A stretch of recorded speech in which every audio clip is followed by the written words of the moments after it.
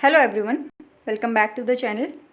और आज हम डिस्कस करने वाले हैं ग्लोबल लोकल डिबेट के बारे में। अभी तक हमने 65 लेक्चर्स कवर कर लिए हैं, जिसमें हमने कंप्लीट इंडियन एडमिनिस्ट्रेशन को पढ़ा है, साथ ही हमने पब्लिक एडमिनिस्ट्रेशन के बेसिक कंसेप्ट क्लियर किए हैं। तो अगर अभी तक आपने उन वीडियोज़ को नहीं देखा है, चैनल पर विजिट करें, सारे वीडियोज़ देखें, चैनल को सब्सक्राइब करें, वीडियो को लाइक करें। और अगर आपको फिर भी कोई डाउट है तो कमेंट सेक्शन में आप हमें बता सकते हैं। स्टार्ट करते हैं आज का ये lecture, global local debate. Global local debate, इसका मतलब है कि जो डेवलपमेंट होती है लोकल लेवल पे, उसके गाइडिंग प्रिंसिपल्स क्या होने चाहिए। What should be the guiding principle in regard to development at local level. जो या तो वो आइडियाज़ जो लोकल लेवल पे डेवलप हुए हैं, या फिर वो टेक्नोलॉजिकल एजेंसीज जो ग्लोबल डेवलपमेंट को लीड कर रही है। यही डिबेट कि हमें लोकल लेवल को प्रेफरेंस देनी चाहिए या जो ग्लोबल लेवल पे टेक्नोलॉजिकल चेंजेस आ रहे हैं उनको ध्यान में रख करके हमें डेवलपमेंट करनी चाहिए। ये पूरी डिबेट इसी कंसेप्ट के अराउंड घूमती है। अगर हम पढ़ें लाइन बाय लाइन, तो global local debate refer to an ongoing debate in regard to development at local level that what should be its guiding principles, the ideas and objective developed at the local level, या फिर वो technological agencies that could be seen as leading the local level to global development. कुछ ऐसे philosophers हैं, they are defending the idea of local attribute, have favoured the arrangement of locally conceived arrangement and locally developed technology. जो ये कहते हैं कि local मतलब उस सिटी के अंदर, उस विलेज के अंदर जो एट्रीब्यूट चल रहे हैं, दैट मीन्स जो अरेंजमेंट हैं, जो टेक्नोलॉजी चल रही है, लोकली डेवलप्ड टेक्नोलॉजी है, लोकली कंसीव्ड अरेंजमेंट है, उन्हीं को ध्यान में रख करके डेवलपमेंट करनी चाहिए। ये ग्रुप मानता है कि जो बेसिक कंसेप्ट है लोकल अरेंजमेंट का, वो है इमीडिएटनेस एंड रेलेवेंस। लोकल लेवल पे क्या होना चाहिए, ठीक है। हम जनरली एक बात कहते हैं कि एक जैसी अप्रोच जो है वो सब पे लागू नहीं हो सकती, और ये बात ये ग्रुप भी कहता है कि किसी पर्टिकुलर लोकल रीजन में क्या होना चाहिए, क्या डेवलपमेंट का मोड होना चाहिए, क्या चीज़ें उनको चाहिए, ये सिर्फ वही के लोग बता सकते हैं, या वही का जो तरीका है वो कामयाब हो सकता है, रेलेवेंट रहेगा वो, ठीक है। And that group it also believe that requirement fulfilled through local arrangement vary considerably from area to area। हमें क्या, अभी जो मैंने कहा कि हमें क्या चाहिए, डेवलपमेंट से हमारा क्या मतलब है, हो सकता है हमारे लिए डेवलपमेंट का मतलब कुछ और है, किसी और पर्टिकुलर रीजन के लोगों के लिए डेवलपमेंट का मतलब कुछ और है। जहाँ पर पीने का पानी तक नहीं है, उनके लिए डेवलपमेंट ही, अगर आप ड्रिंकिंग वाटर इजीली अवेलेबल करवा दो तो वो उनके लिए डेवलपमेंट है, ठीक है। तो डेवलपमेंट का जो नोशन है वो हर एक कह सकते हैं एरिया के लिए, हर एक कम्युनिटी के लिए अलग हो सकता है।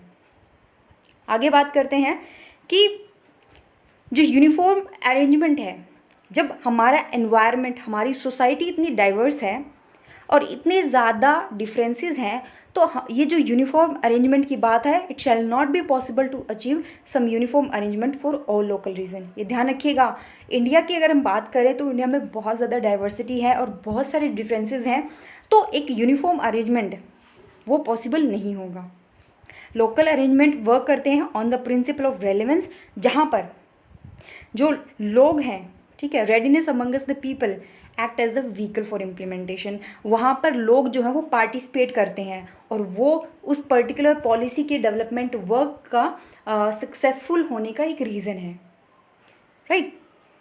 वो एलियनेट फील नहीं करते, उनको पता है कि उनके रीजन में क्या होना चाहिए, किस तरीके की डेवलपमेंट होनी चाहिए, किस तरीके का काम होना चाहिए, तो वो एलियनेट फील नहीं करते हैं, वो उस काम के अंदर पार्टिसिपेट करते हैं, and that is act as a vehicle for implementation.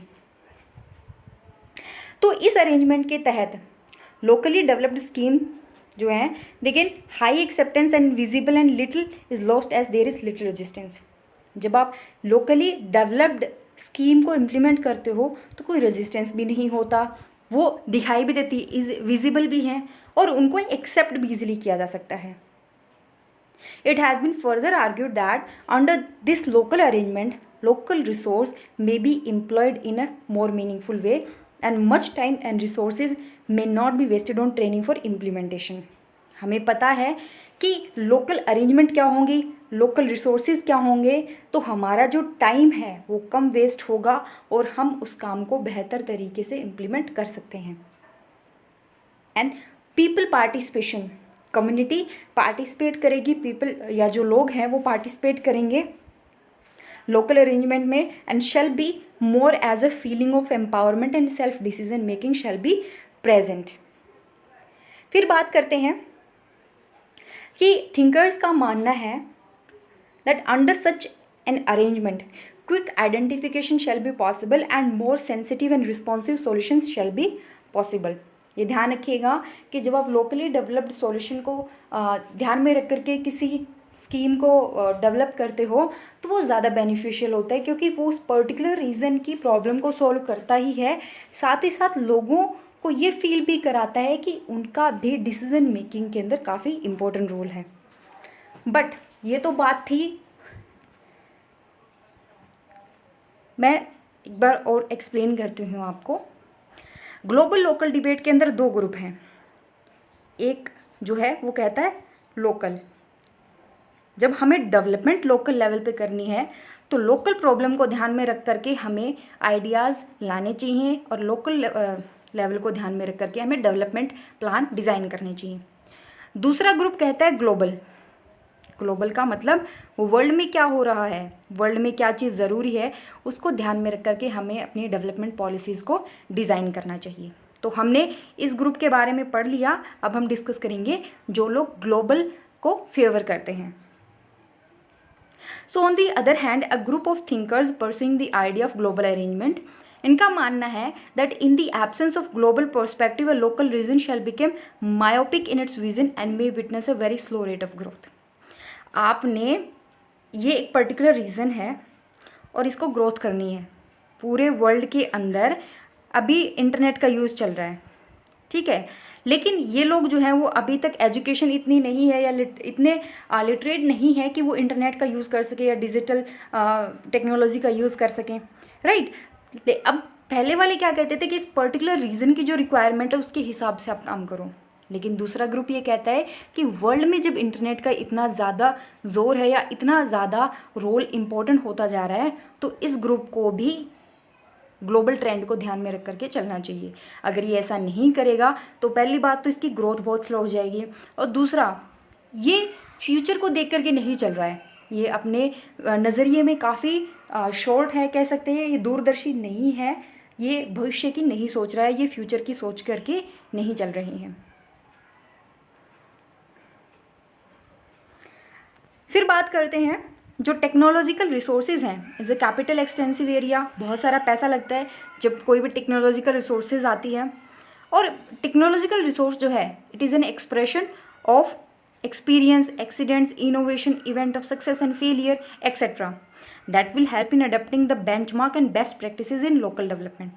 जब आप बात करते हो किसी भी नई प्रैक्टिस को एक्सेप्ट करने की तो वो ऐसा नहीं है कि सिंपली आपने कोई भी पॉलिसी उठाया और उसको लोकल रीजन के अंदर एक्सेप्ट कर दिया. नहीं, एक्सपीरियंस की ज़रूरत होती है, बहुत सारे इनोवेशन चाहिए होते हैं, कई बार चीज़ें फेल भी हो जाती हैं, कई बार सक्सेस भी मिलती है. तो इन सब चीज़ों को ध्यान में रख करके ही जो लोकल डेवलपमेंट है उसके लिए बेस्ट प्रैक्टिसेस आप अडप्ट कर सकते हो.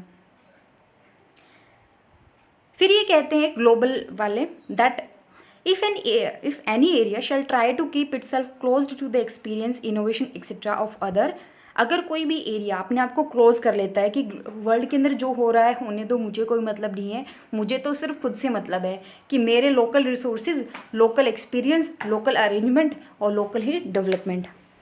तो इनका मानना है कि अगर कोई भी रीज़न ऐसा करता है it may risk a lot being in such limited boundaries and may never think beyond out of the box than the one prevailing in society. तो कहने का मतलब ये है कि वो आउट ऑफ द बॉक्स जा कर के कुछ नहीं सोच पाता, बहुत ही लिमिटेड बाउंड्रीज में काम करता है और सोसाइटी में बाकी आगे निकल जाएंगे और वो एरिया जो है वो पीछे रह जाएगा. तो according to global thinkers the world is emerging as a global village. ध्यान में रखिएगा, आप इसको अपने आंसर में भी यूज़ कर सकते हैं कि world is emerging as a global village and showing an attitude of neglect toward the emerging trend and it shall be extremely risky and undesirable for local development. जब सारा वर्ल्ड इंटीग्रेट हो रहा है तब हम बात कर रहे हैं लोकल डेवलपमेंट की, लोकल रिसोर्सेज पे, या सिर्फ एक पर्टिकुलर रीज़न की, और ये काफ़ी रिस्की हो सकता है और ये अनडिज़ायरेबल भी है।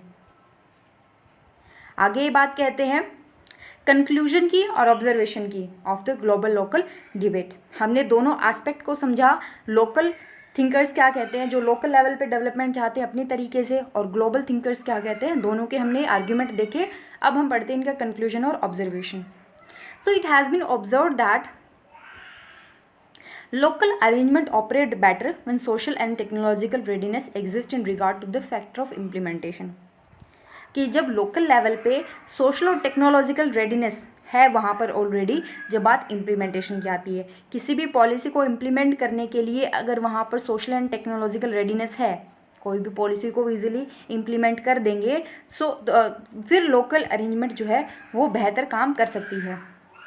It has also been observed that development at the local level is promoted better in an environment of local arrangement, but at the same time, technological appreciation shall add to the purpose of local authority। सही है कि आपको local arrangement के हिसाब से ही development करनी चाहिए, but अगर आप टेक्नोलॉजिकल एप्रिसिएशन को ध्यान में रखोगे, that will add to the purpose of local authorities. Then it has been observed that technological import wherever seen useful shall be customized to meet the local requirement।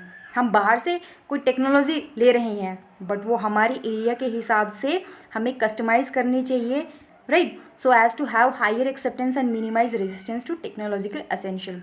और ऐसा क्यों करना चाहिए, हमें अपनी सिचुएशन को देख करके उस पर्टिकुलर टेक्नोलॉजी को अडॉप्ट करना है ताकि कम से कम रेजिस्टेंस हो सके और लोग उसको ईजिली एक्सेप्ट कर सकें।